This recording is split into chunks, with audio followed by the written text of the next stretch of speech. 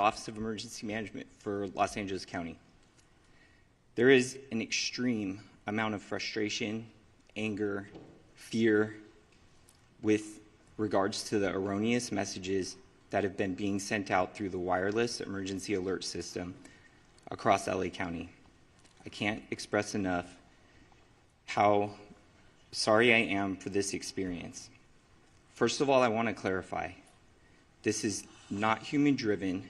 There is no one sitting at a desk right now initiating emergency alerts. I want to restate that.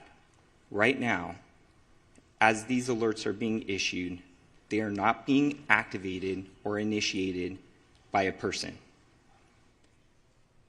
This is my top priority. I am working all hands on deck with the Federal Emergency Management Agency's Integrated Public Alert and Warning Team. We have every technical specialist working to resolve this issue and to find the root cause. I implore everyone to not disable the messages on your phone. This is extremely frustrating, painful, and scary, but these alert tools have saved lives during this emergency. Not receiving an alert can be a consequence of life and death. As we continue to work on the root cause, I ask everyone that gets an alert to verify if they are in an evacuation warning or order to go to alertla.org, lacounty.gov/emergency, or dial 211 for assistance. The mapping is accurate on where evacuation warnings and orders exist. Again, this is my top priority. This is the top priority of my partners at the state and at FEMA with the Public Alert and Warning Tool to resolve this issue as quickly as possible and identify the root cause. Thank you. Thank you, Kevin. Thank you, Kevin. Good morning, everyone. I'm going to make this very short because we've got a full list of people that want to present today. You're going to hear information from our Insurance Commissioner, Ricardo Lara. Thank you for being here, about how residents can get connected to insurance support to recover and rebuild. And I was up in the Alpine area last night, and the common question was, how do I navigate the insurance process, and will I be able to get insured again? And so I felt it was important for us to hear from our Insurance Commissioner, who's been very engaged on this issue. And then I just want to say to everyone, you know, I've been out and I've heard from my residents, and I think we've all had someone impacted by this fire. I keep saying it, you are not alone. I talk to families that have lost everything, and they don't know where to go. And as the supervisor representing that district, but also as a chair, I speak for this board. We are here to support you, and we will be here for the long road to rebuild. So with that, I'd like to turn it over to Mayor Bass to say a few words. Thank you, Chair Barger. All of us here are working urgently and around the clock to confront this ongoing firestorm. And when we are on the front lines, when we're in the command posts, when we're in the Emergency Operations Center, we carry with us our friends and neighbors. That is what this fight is all about. It's about those friends, neighbors, and loved ones who have fled their homes, those who have lost their homes, those who have lost their lives. To all Angelinos, we are fighting hard for each of you. So here's our city update responding to this natural disaster. LAFD battled all night on the Palisades fire, the Hearst fire, the Kenneth fire, and airdrop efforts, thank goodness, continue. LAFD also responded to and extinguished fires in Pacoima, Hollywood, Studio City, and more. I do want to let everyone know that Griffith Park, including Runyon Canyon, will be closed through Sunday. Yesterday, President Biden pledged his full support for response efforts, including FEMA reimbursement 100% of our disaster response costs. FEMA also launched resources and support for Angelenos impacted by these fires. Visit disasterassistance.gov to apply. We have worked with the Governor and Sheriff Luna to secure the National Guard, which will back up and free up our firefighters and police officers and play a key role in securing our evacuation zones to keep people safe and to protect against anyone thinking of taking advantage of this tragedy. People from across LA, the nation, and the world are asking how to help. Yesterday, I spoke of the California Community Foundation's Wildlife Recovery Fund, and today I'm grateful to share that within 24 hours, they have raised $2.5 million from 4,000 generous donors. Visit calfund.org.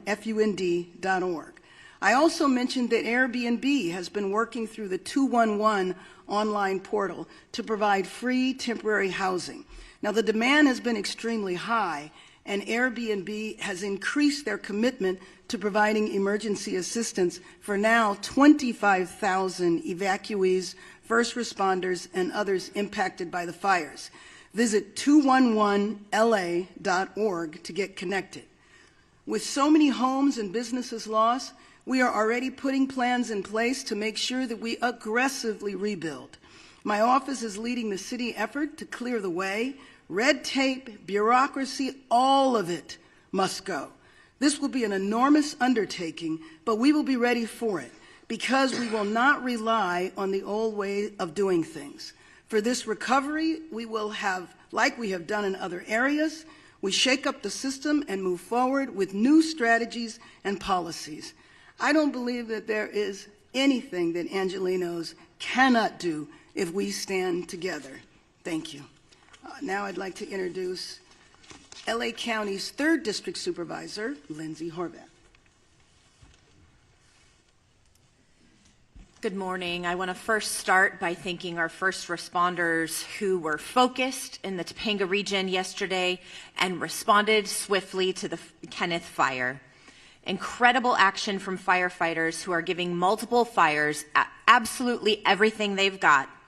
Initial reports led our department to serious concerns, but we have the absolute best, most experienced teams leading our efforts, and even with the most challenging circumstances and terrain, they have been able to deliver. Next, I want to express my deep frustration with the alert system that is causing confusion and additional panic for our communities at this time of extreme crisis. Whatever the cause, it is unacceptable, and it is being addressed now by the county's Office of Emergency Management, as Director McGowan described.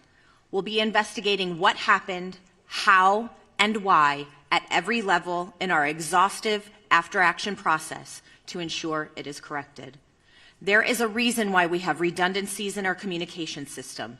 Crises require them. Please sign up for alertla.org, visit emergency.lacounty.gov, and tune into local radio and TV. Our LA media partners have done an incredible job getting the word out, and it's why we hold these press briefings. In terms of overnight updates in the communities I represent, we had a small brush fire of under 5 acres in Pacoima that the fire department knocked out quickly, and we thank them for their bravery and their swift action. The fires continue to have air quality impacts throughout the Los Angeles County region. A smoke advisory has been extended through Friday. To limit exposure, please remain indoors as much as possible, avoid outdoor physical activity, and run your air conditioner or air purifier if you have one. The Department of Public Health's Chief Deputy, Dr. Anish Mahajan, is here and can help answer questions about air quality.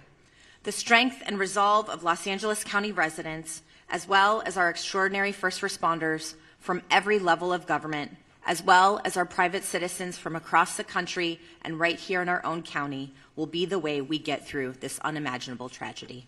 Thank you. I'd now like to welcome up LA County Fire Chief Anthony Maroney. Thank you, Supervisor. So good morning. The Eaton Fire, current estimated acreage, 13,956 acres with 3% containment. We still have 4,000 to 5,000 structures that may be damaged or destroyed. Once we do our damage inspection reports, we'll get a more accurate number for you. We currently have 1,527 firefighting personnel remaining assigned to this incident. The LA County Fire Department is in unified command with the U.S. Forest Service, the LA County Sheriffs, along with the Pasadena, Arcadia, Sierra Madre Fire Departments, and the Pasadena Police Department. Yesterday afternoon, the fire in the Eaton Canyon did make a push towards historic Mount Wilson. This observatory is okay, thanks to the efforts of the firefighters and observatory staff, and no buildings have been destroyed at Mount Wilson. A firefighter did suffer a significant fall injury yesterday at the Eaton fire.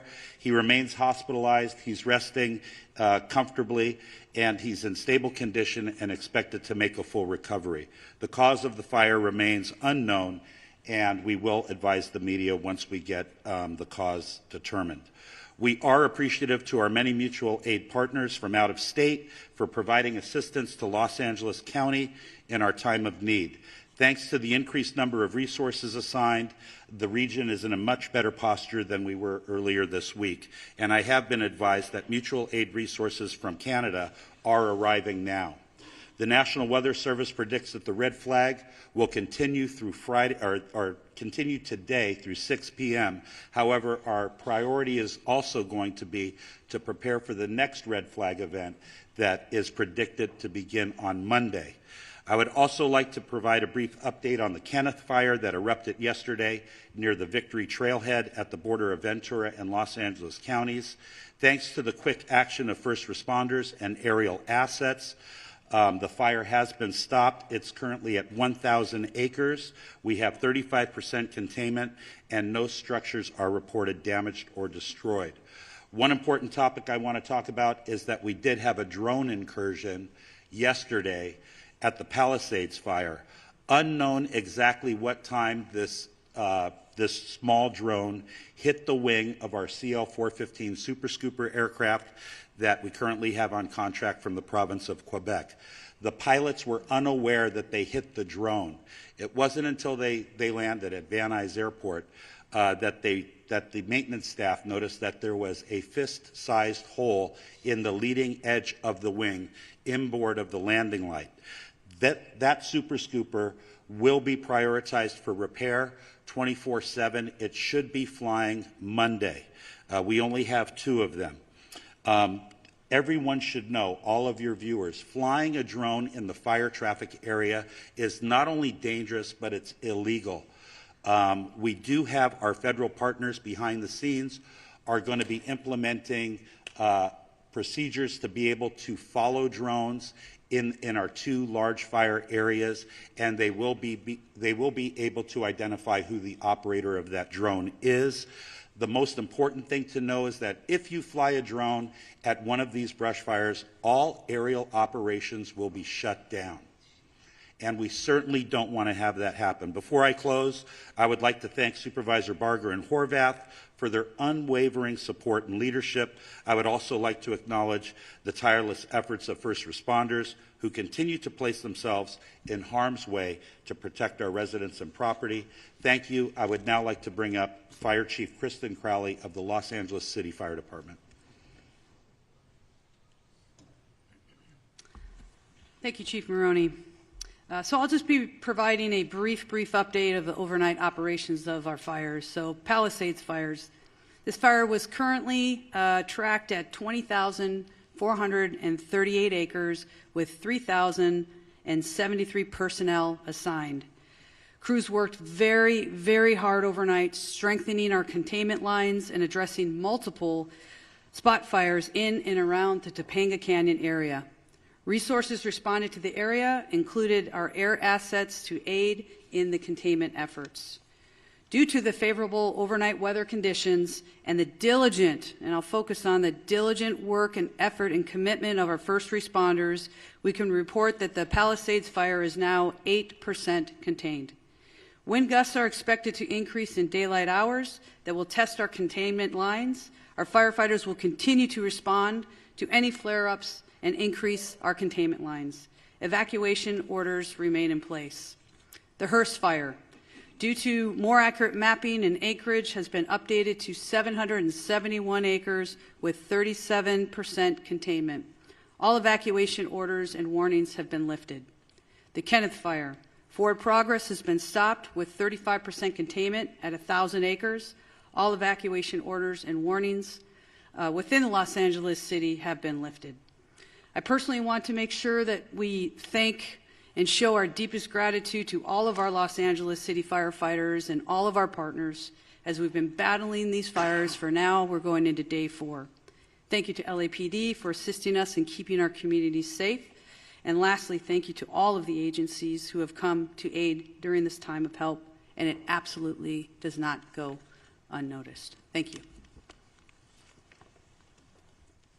Yeah, now Sheriff Robert Luna. Thank you, Sheriff. Good morning to everybody. This morning we have well over 500 LA County deputies that are assisting continuous with evacuations, traffic control, security patrols, and other humanitarian efforts. They're out there. I hear people calling me. They see a lot of black and white police cars rolling with lights and siren. They're out there working. That's what they're doing. They've been actively patrolling the evacuated areas and are increasing their presence to deter any burglary or looting activity that may occur. Just to summarize on evacuations for all the fires that we're dealing with, evacuations orders stand at approximately 153,000 residents that are under evacuation orders and approximately 57,830 structures at risk. And then evacuation warnings, approximately 166,800 residents under both warnings, or I'm sorry, those are just specifically for warnings.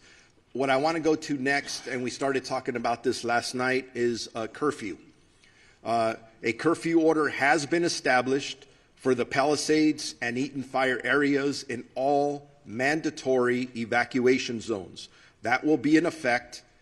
It was in effect last night, and it's going to be in effect tonight at 6 p.m. So it ended at 6 a.m. this morning, will take effect again until 6 p.m. I'm emphasizing that to our media partners because part of this is communicating to the public. You cannot be in these affected areas. If you are subject to arrest. That is important. We're not doing this to inconvenience anybody. We're doing it to protect the structures, the houses that people have left because we ordered them to leave, and I want them to feel confident that we are doing everything we can to secure that. This curfew will be strictly enforced and is being taken to enhance public safety, protect property, and prevent any burglaries or looting in the area that the residents have evacuated. The only people that will be allowed in these areas are disaster workers, okay? I just want to make that clear because we have other people trying to get in there. And by the way, media partners who have legitimate media credentials, yes, you may enter those areas unless it's very, very unsafe and somebody tells you not to for that reason. Again, just specifically, anyone found in violation of this curfew will be subject to arrest for a misdemeanor offense under LA County Code Section 2.68320, and conviction may result in a fine up to $1,000 or jail time. And I'm telling you right now, I know people talk about no bail, and I've given direction that if somebody's caught doing this, they are not going to get cited and released. They're going to get booked. We are not screwing around with this. We don't want anyone taking advantage of our residents that have already been victimized. The National Guard deployment. As many of you are aware, we asked for the National Guard. I'm very thankful to Governor Newsom and the State Office of Emergency Services that fulfilled that request. As of last night, we've had National Guardsmen assisting us. They arrived last night and deployed to the Eaton fire area, and were assisting with road closures and critical infrastructure protection.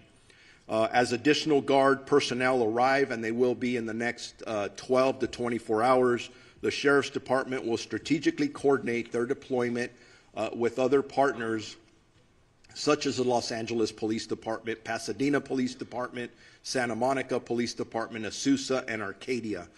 Those are the requests we have now. That may grow. We'll adjust as time goes on. I want to make sure that if anybody needs updated information on either evacuation orders or warnings or road closures, they go to lacounty.gov/emergency. And with that, I am going to be introducing Assistant Chief Dominic Choi from the Los Angeles Police Department. All right. Good morning. On behalf of the Los Angeles Police Department, I just want to extend our deepest sympathies to all those affected by our fires, and that includes many of our own LAPD officers who've lost homes and property in this fire, and they continue to serve these communities, and I appreciate all their work. I have a number of important updates for all of you today, and I'm going to start by an arrest that was made late yesterday afternoon. So yesterday afternoon, the Kenneth Fire started at the border of West Hills in the city of Los Angeles and Ventura County. At 4:32 p.m., we received a 911 call that a suspect was attempting to light a fire in the community of Woodland Hills and was being detained by residents.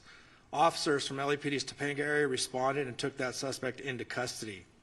And once we learned that this suspect was a possible arson suspect, our Major Crimes Division responded to Topanga Division along with Ventura County sheriffs, who was the lead in the Kenneth Fire investigation. But they responded, they interviewed this suspect.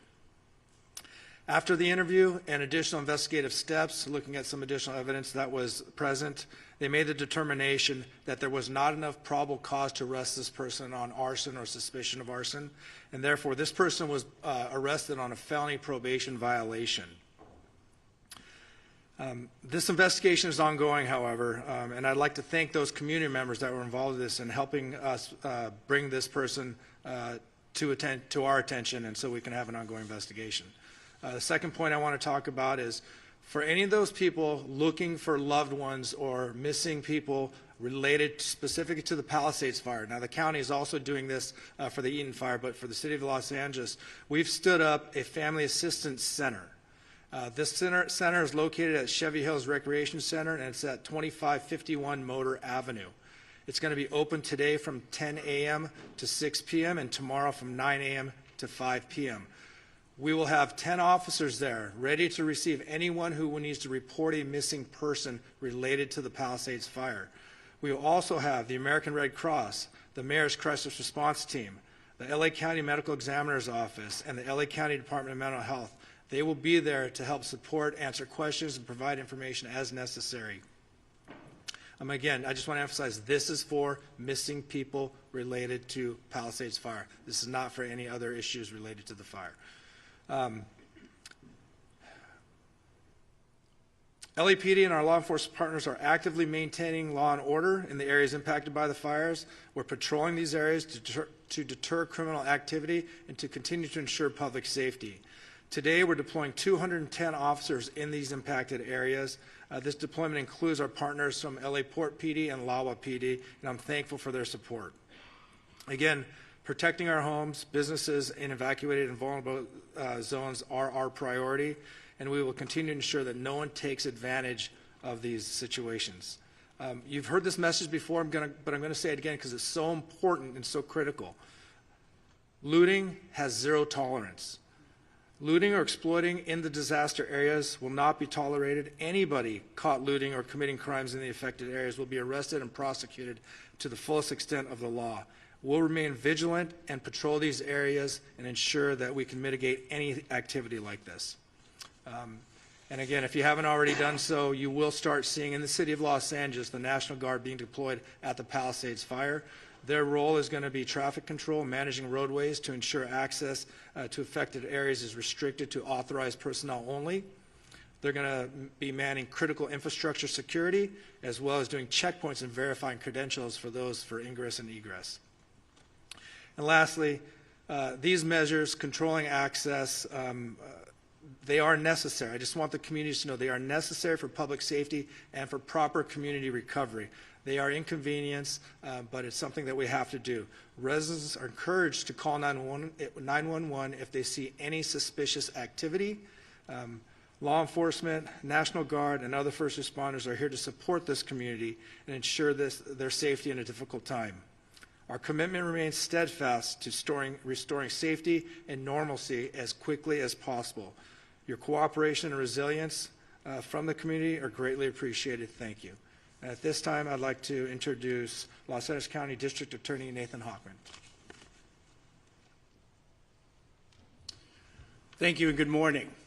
The District Attorney's Office will be considering up to now 5 different types of cases that will eventually be presented from law enforcement.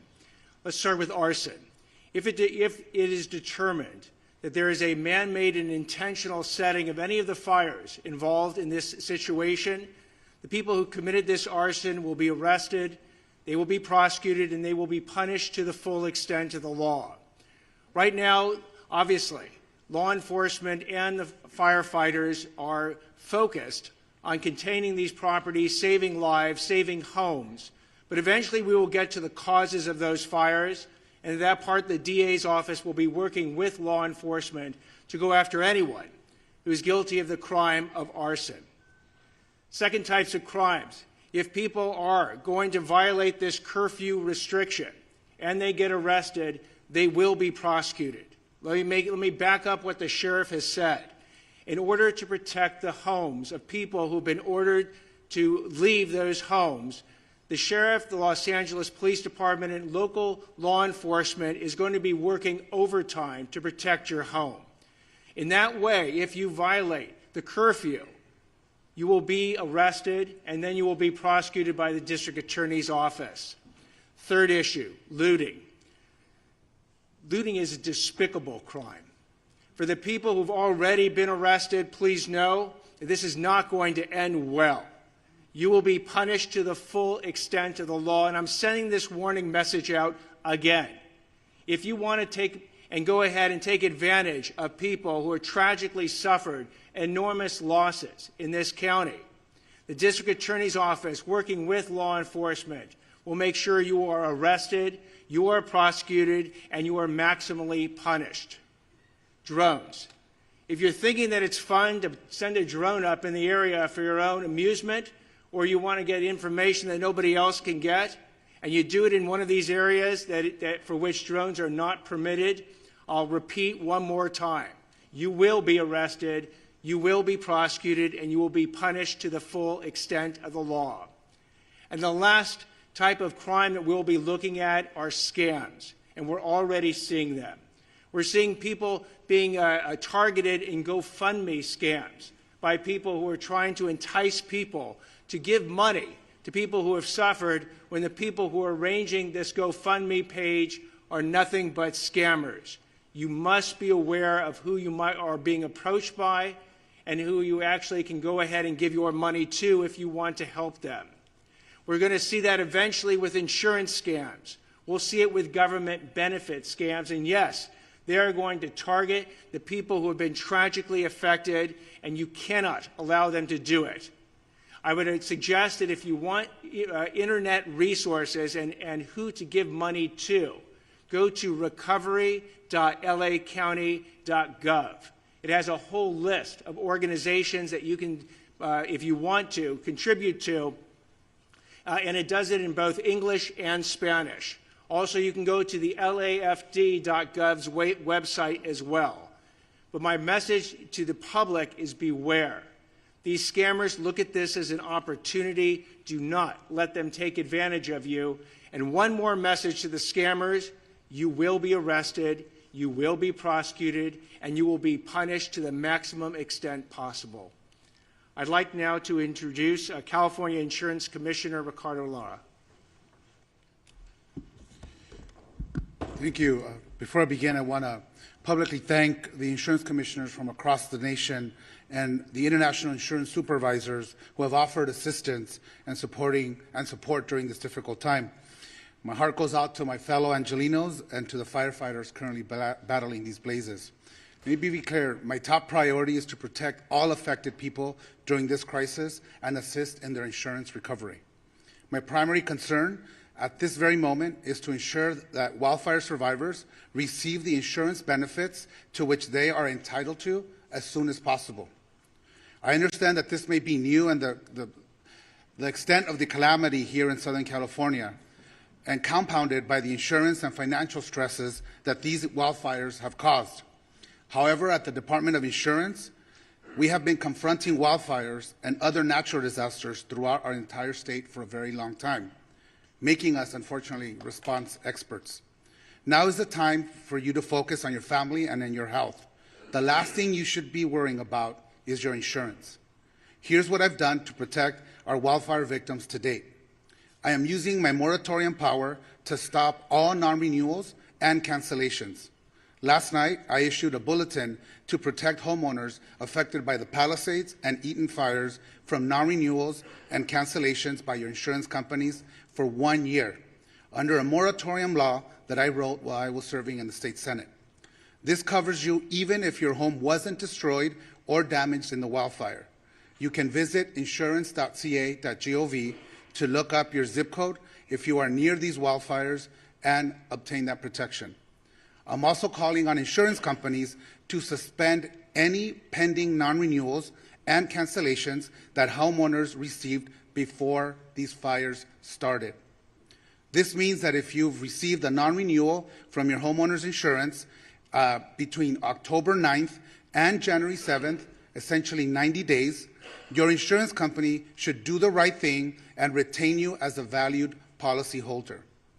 I call upon all property insurance companies to pause these non-renewals and cancellations and provide essential stability for our communities, allowing consumers to focus on what's important at the moment, their safety and recovery. In my notice, I also urged insurers to extend the payment grace period beyond the existing 60 days for policyholders in areas directly affected by the wildfires, enabling Angelenos to pay their home insurance premiums amidst the challenges that they are currently facing. And if your policy was not renewed, or if you don't have coverage, please call us at 1-800-927-4357. We can help you find additional solutions. I have also directed my department's enforcement team to protect Angelenos from fraudsters targeting wildfire survivors and to assist with the ongoing evacuation efforts. My department has moved quickly to host an insurance support workshop on January 18th and 19th at Santa Monica College, followed by another event the following weekend at Pasadena City College. We will have experts from our staff and representatives from insurance companies available so homeowners can obtain answers and take the action they need in one convenient location. Again, call us at 1-800-927-4357 to schedule a one-on-one appointment with our experts. Related to health, I've issued an additional notice to all California health insurers directing them to submit emergency plans to my department. These plans must detail how they're going to ensure that consumers can continue to access essential medical care and obtain their medications in the wake of these disasters.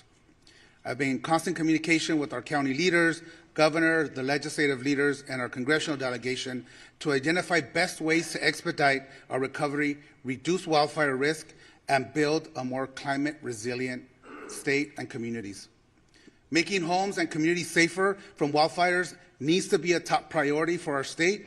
Looking forward, I'm going to ask the governor and the state legislature to support my proposal to provide consumers with home hardening grants. We need to put money in people's hands. This measure is critical to protecting homes and improving long-term resilience against wildfire risk. We are also going to be introducing legislation to include businesses in our moratorium law. Businesses are an important consumer of insurance and the financial backbone of many communities, and they also need this vital protection. Newly enacted insurance reforms are now in effect to make insurance rates more stable and predictable. My sustainable insurance strategy mandates that insurance companies expand and maintain coverage in high wildfire areas if they are going to use forward-looking catastrophic models and incorporate the reinsurance cost in the rate making, which my department just finalized in December. Why is this important for our residents? It ensures that Californians in wildfire-prone areas retain access to insurance and brings competition back into the market and ultimately lowering the cost. Without these measures, insurance companies may continue non-renewals, leaving communities at greater risk of underinsurance and total loss of coverage. Even with these devastating wildfires, I want to be clear, I am confident that these reforms will keep us on track to modernizing our insurance market, encourage insurers to return and expand in California, and protect the solvency of our market. We remain the largest insurance market in the nation, fourth in the world. Our goal is to ensure they remain financially solvent and can honor the claim that will stabilize our insurance market in the long run. Now, let me just quickly address issues surrounding the insurer of last resort, which we call the FAIR Plan. It has become clear that reforms are necessary as the coverage maximums have not changed in 30 years. I recognize that for some Californians, the coverage limits, even the ones that we've already implemented, are still very low. Under my strategy, we have also ensured the creation of a stronger, more sustainable FAIR Plan with the long-term financial strategy to withstand the challenging fires we are experiencing today.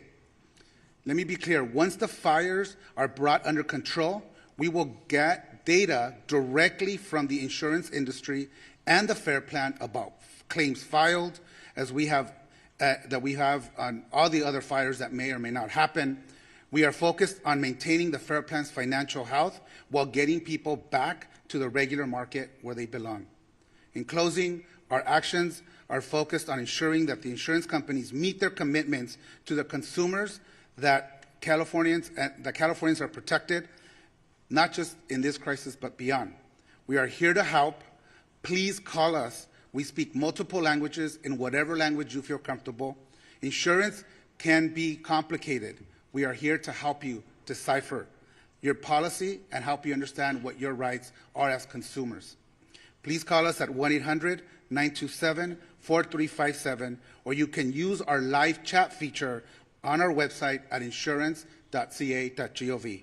Together, we will get through this, I can assure you, and thank you. LA County Assessor Jeff Prang.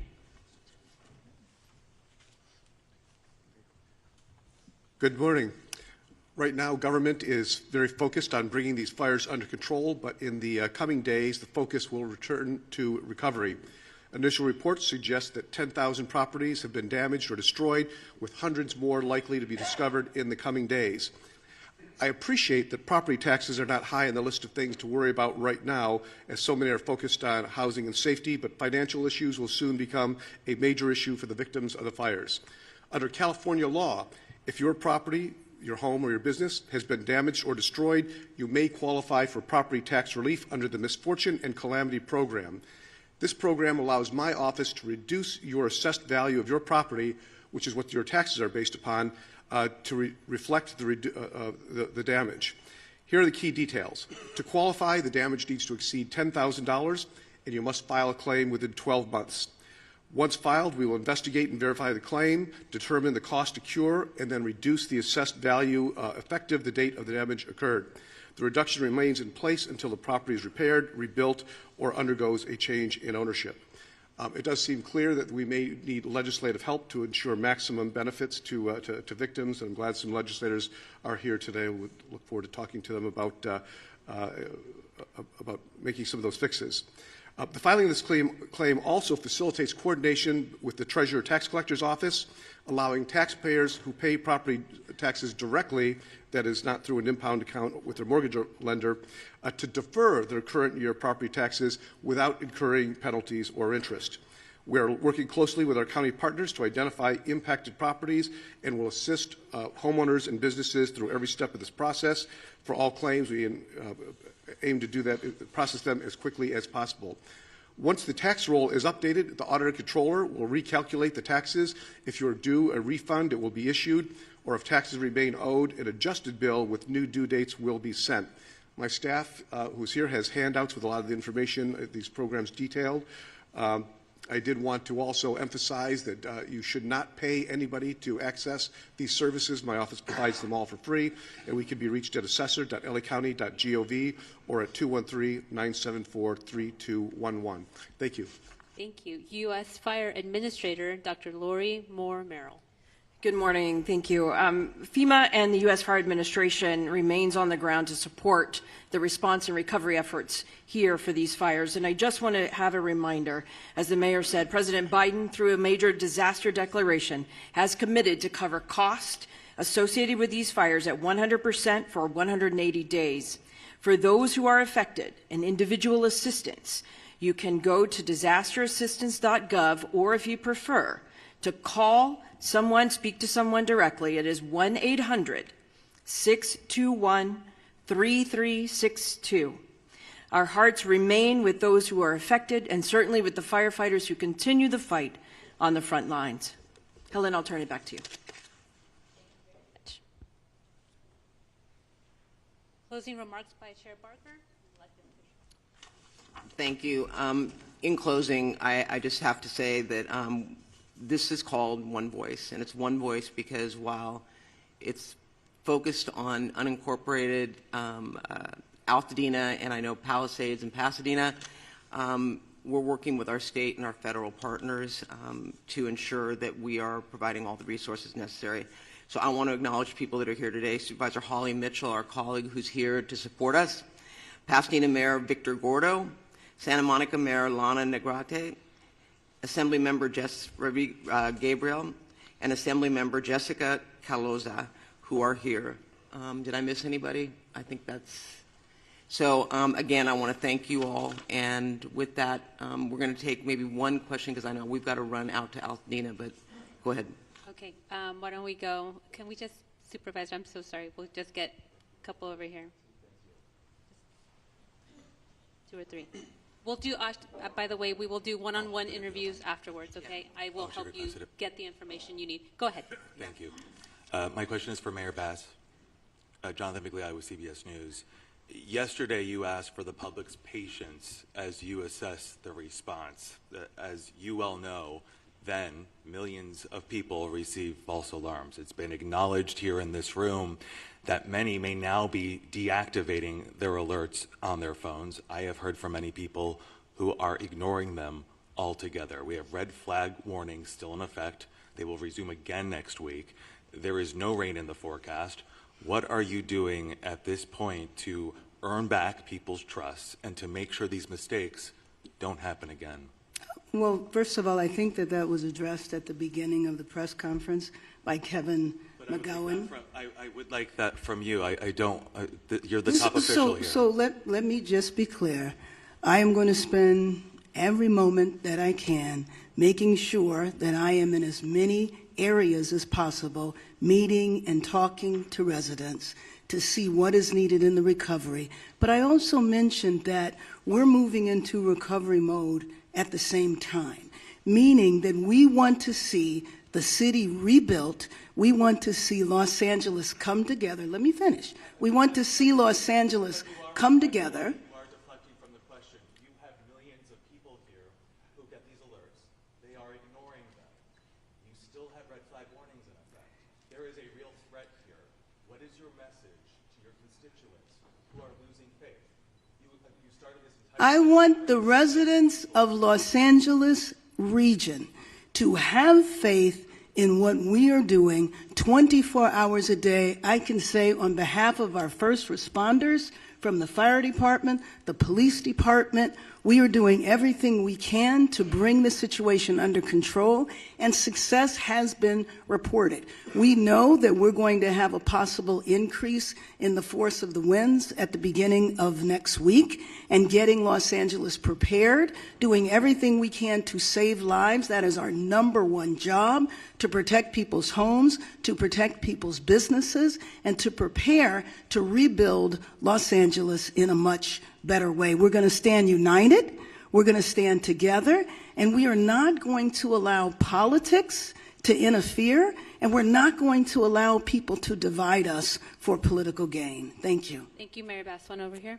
Bob DeCastro from Good Day LA, Fox 11. Just to follow up on that, because even after yesterday that errant message was sent out to Los Angeles County, some 10 million people, overnight people were still receiving many messages, and we were even fielding calls from our own newsroom from people as far as San Bernardino that were receiving calls. You have no idea why people are getting these alerts and being startled in the middle of the night when they're already on edge in the Inland Empire. Why is that happening? You have no idea. And you also asked that people verify and get onto a website. Not everybody has the ability to jump on a website when they're panicked to try and figure out whether or not this is an actual alert. Thank you, and I appreciate the thoughts you're sharing and the question. I would take a second to explain how the alert system works. There's an interface, and you activate that interface with what type of an alert you're going to send, an evacuation order, an evacuation warning, and you identify a geographical area. After you initiate that message package is sent into what is the Integrated Public and Alert Warning System aggregator. That then transitions, I'll call it for lack of better terms, into a cloud that connects with all of our cell service providers. The root cause analysis is trying to establish where along that sequence there is an error going on. And in addition to that, it is important to understand that the cellular phone towers have different reach in how they're activating the message to the cell phone.